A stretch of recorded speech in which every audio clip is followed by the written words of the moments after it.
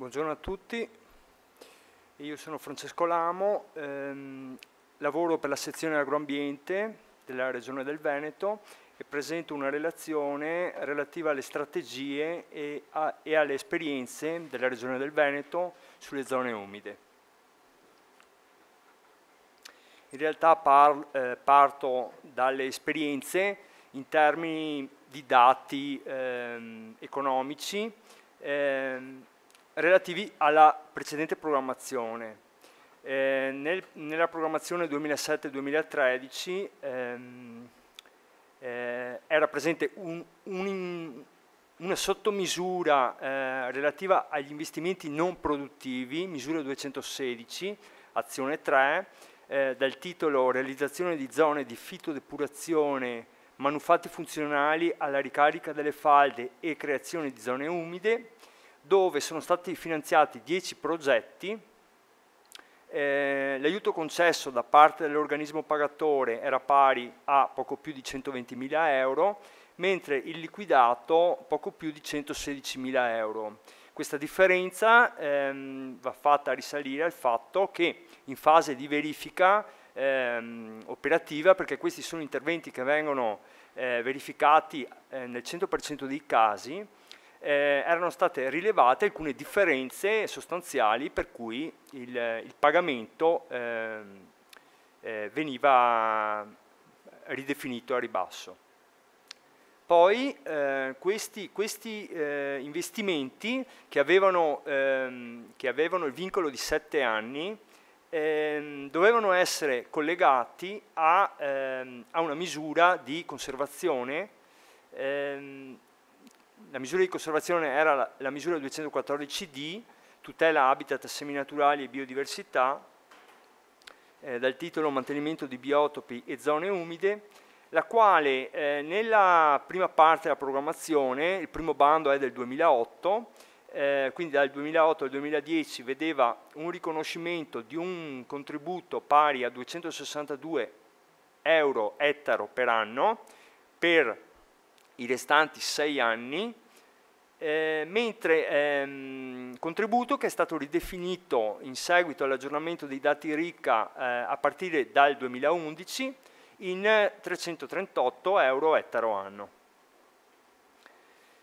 Ecco, qui ho riportato una localizzazione geografica degli interventi, che sono interventi tipicamente di pianura, anzi direi localizzati nella bassa pianura, in particolare 3 in provincia di Rovigo e 3 in provincia di Padova. E, ecco, in termini proprio di investimento totale, direi che la provincia di Rovigo ha superato i 40.000 euro proprio nella quota di investimento iniziale, mentre Padova ha raggiunto i 35.000 euro di investimento. Erano in pratica progetti che avevano un massimale per intervento di 20.000 euro. Ecco, questi erano dei dati molto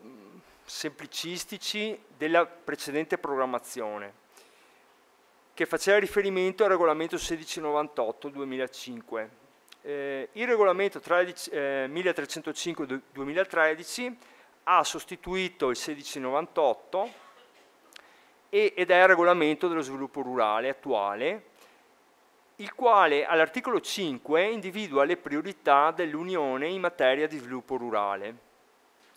e le relative focus area. In particolare, per quanto riguarda le zone umide, la priorità è la priorità 4, in tutto sono 6 priorità, la quale recita preservare, ripristinare e valorizzare gli ecosistemi connessi all'agricoltura e alla silvicoltura. Questa priorità specifica 3 focus area di intervento, la 4A salvaguardia, ripristino e miglioramento della biodiversità, compreso nelle zone Natura 2000 e nelle zone soggette a vincoli naturali o a altri vincoli specifici, nell'agricoltura ad alto valore naturalistico, nonché dell'assetto paesaggistico dell'Europa. La 4B riguarda la migliore gestione delle risorse idriche, compresa la gestione di fertilizzanti e pesticidi, e la 4C, prevenzione dell'erosione dei suoli e migliore gestione degli stessi. Ecco, in riferimento proprio alla priorità 4, gli articoli del regolamento 1305 inerenti alle zone umide sono, per quanto riguarda l'agroambiente, l'articolo 17, investimenti in immobilizzazioni materiali, che individua al punto D di questo articolo interventi relativi a strutture funzionali all'incremento e valorizzazione della biodiversità naturalistica, che era in pratica la vecchia 216. Mentre l'articolo 28 sono i pagamenti agroclimatico-ambientali, dove al rispettivo codice 10.1 individua i pagamenti per impegni agroclimatici ambientali, quella che nella precedente programmazione era la misura 214. Ecco, va detto che nella programmazione agroambientale bisogna fare riferimento a una serie di scalini che determinano anche la definizione dei pagamenti. Il primo scalino è sicuramente lo scalino della condizionalità, che sono criteri di gestione obbligatori e buone condizioni agronomiche ed ambientali obbligatorie, di base. Oltre a questo, in questa programmazione esiste anche lo scalino del greening, che non è ancora chiaramente decifrato e verrà chiarito a partire da agosto 2014, che riguarda appunto quella quota di pagamento che viene riconosciuta nell'ambito del regime di pagamento di base, cioè nel primo pilastro, quindi regolamento 1307, che deve essere anche questo deve essere superato. In particolare un agricoltore che riceve il pagamento diretto deve, nel caso abbia una superficie, nel caso in cui la sua azienda abbia una superficie superiore a 10 ettari, deve mettere in atto una certa sorta di diversificazione delle colture che non vado a dettagliare. Poi è fondamentale il mantenimento dei prati, quindi prati che non possono essere convertiti o arati, e poi nel caso in cui la superficie aziendale sia superiore ai 15 ettari, il 5% della superficie aziendale deve essere riservata a un'area di interesse ecologico. Ci sono tutta una serie di deroghe e aspetti che devono essere ancora chiariti, però mi interessava mettere in evidenza che in questo caso c'è un ulteriore salto per poter accedere alle misure agroambientali. Oltre a questo però ce n'è un ulteriore del quale ci siamo accorti poco tempo fa, così consultando un documento comunitario in inglese, dal quale emergeva che comunque per quanto riguarda gli impegni agroambientali va superata anche quella che viene riconosciuta come ordinarietà, cioè l'ordinarietà agricola per quanto riguarda i diversi interventi. Cioè voglio dire che se per quanto riguarda la conservazione dei prati, in una certa area territoriale sono ordinari 3 interventi di sfalcio, quegli interventi di sfalcio non vengono pagati. Quindi, in pratica, quello che voglio far capire è che ci vuole molta fantasia per riuscire a definire una quota di pagamento che è fondamentale perché poi i beneficiari possono fare domanda. E quindi lo sviluppo rurale, quindi le misure, chiamiamoli, adesso si chiamano interventi, sono interventi che derivano dai maggiori costi e dai minori ricavi appunto in carico al beneficiario. Ecco, attualmente stiamo, sia per quanto riguarda l'articolo 17 che 28, stiamo facendo i conti che dovranno essere presentati al Consiglio entro una decina di giorni, quindi quindi sarà determinante capire cosa sarà utile, quali impegni sarà utile mantenere e quali invece non saranno giustificati dal premio. Allora, per quanto riguarda l'articolo 17-28, noi abbiamo proposto, e questi sono interventi pubblicati sul portale Piave, quindi sono consultabili da chiunque, 3 interventi, 2 articolo 17 e 1 articolo 28. Allora, articolo 17, strutture funzionali all'incremento e valorizzazione della biodiversità naturalistica, quindi è un investimento. Articolo 17, introduzione di infrastrutture verdi, anche questo è un investimento, e poi tutela ed incremento degli habitat seminaturali. Allora, primo investimento, quindi articolo 17, questi investimenti, articolo 17, fanno riferimento al punto D che diceva sostegno per nel regolamento, sostegno per investimenti non produttivi connessi all'adempimento degli obiettivi agroclimatico-ambientali, compresa la valorizzazione in termini di pubblica utilità delle zone Natura 2000 o di altri sistemi ad alto valore naturalistico, le cosiddette le fantomatiche aree HNV, che io per inciso ammetto che cioè, non si conosce ancora l'esatta definizione. Allora, il primo intervento riguarda quindi strutture funzionali all'incremento e valorizzazione della biodiversità naturalistica e prevede tra i vari sottointerventi l'azione creazione di aree umide. C'era anche nella precedente programmazione. I beneficiari sono agricoltori, così definiti dall'articolo 4 del regolamento 1307, e associazioni di agricoltori e aziende agricole di enti pubblici. Ecco, qui faccio un inciso, in realtà anche un semplice, una figura che abbia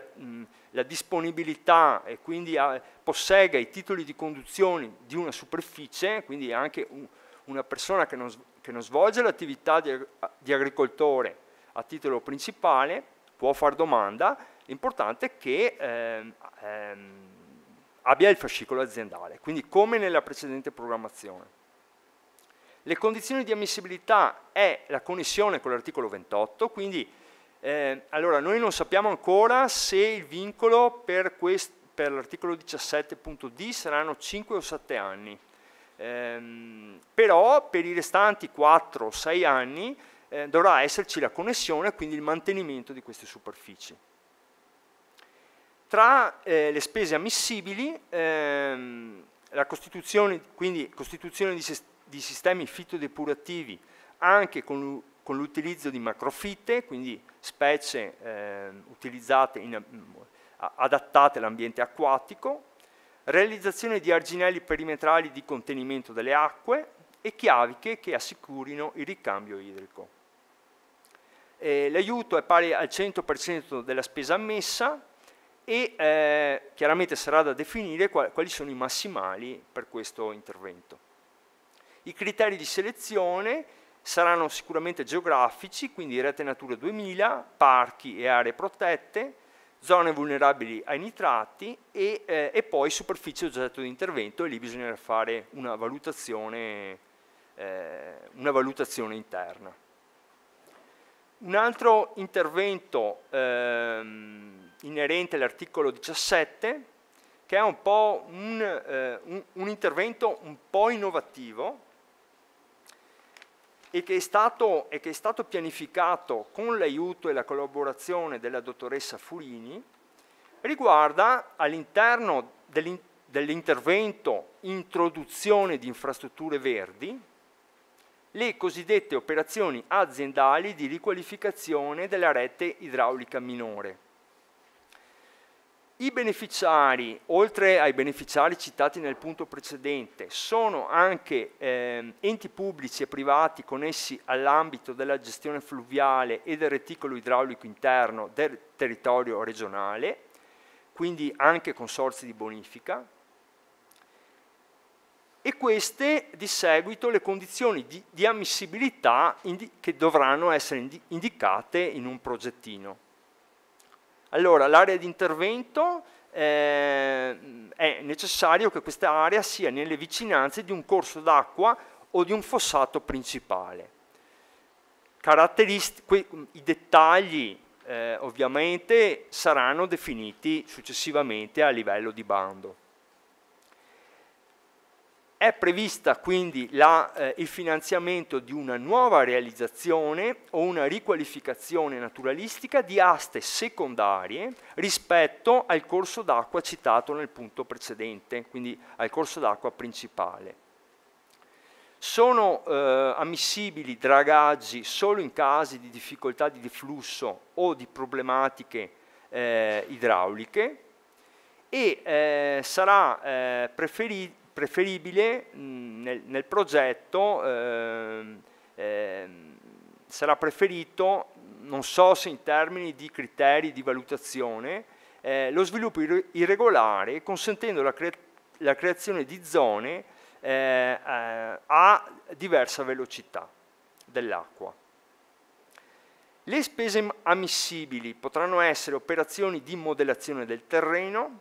esecuzione di piccoli interventi di sistemazione del corso d'acqua, realizzazione di manufatti idraulici di collegamento e regolazione della portata del tirante,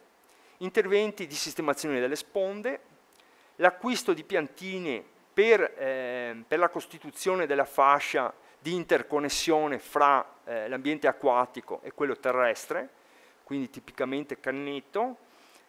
distribuzione e messa a dimora del materiale vivaistico, costituito sì da specie acquatiche, ma anche da specie arboro-arbustive e la predisposizione del progetto. L'intervento nella sua massima definizione quindi consiste nella riqualificazione naturalistica di questo alveo, nell'affiancamento ad esso di una fascia tampone e di una ulteriore fascia convertita a prato, che comunque sarà un prato non qualificato come permanente, ma sarà un prato che dopo i 5 o 7 anni di programmazione potrà essere riconvertito a seminativo o comunque alla precedente lavorazione. L'importo anche in questo caso è pari al 100% della spesa ammessa e i criteri di selezione sono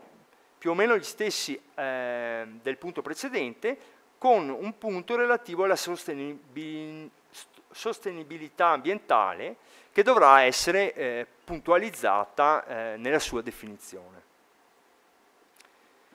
Tutti gli interventi che abbiamo visto finora dovranno essere mantenuti, quindi conservati ai sensi dell'articolo 28, con tutta una serie di impegni che qui vengono elencati, ma che verranno puntualizzati a livello di bando, che sono, per quanto riguarda i bacini di fitodepurazione, sono il mantenimento di un adeguato livello idrico da novembre a giugno, il riscontro di profondità diversificate e, nel caso dei prati umidi, l'esecuzione di almeno uno sfalcio annuale. Mentre per quanto riguarda l'intervento precedente, che era questo, quindi operazioni aziendali di riqualificazione della rete idraulica minore, che sono interventi che dovrebbero andare su superficie agricola, quindi sono interventi che anche all'interno della rete regionale Natura 2000 non dovrebbero intervenire su habitat e quindi dovrebbero essere interventi non assoggettati a valutazione di incidenza, proprio perché non modificano habitat, avranno questa serie di interventi, questi impegni di mantenimento, riscontro di flusso continuo, rimodellamento spondale in caso di erosione, contenimento del cannetto, riscontro della presenza di copertura macrofitica e della fascia di interconnessione, con sostituzione delle fallanze, il divieto di dragaggio che dicevo prima, e ovviamente il pagamento che stiamo tentando di costruire dovrà essere valutato sulla base dei maggiori costi e dei mancati ricavi collegati ovviamente agli impegni. I criteri di selezione sono i criteri di localizzazione geografica, ovviamente gli interventi già realizzati con la misura 216 azione 3 della precedente programmazione, o interventi realizzati con il bacino scolante Laguna di Venezia, o ovviamente con la misura 4.4, che è questa che ho appena riportato. Io vi ringrazio e buona continuazione.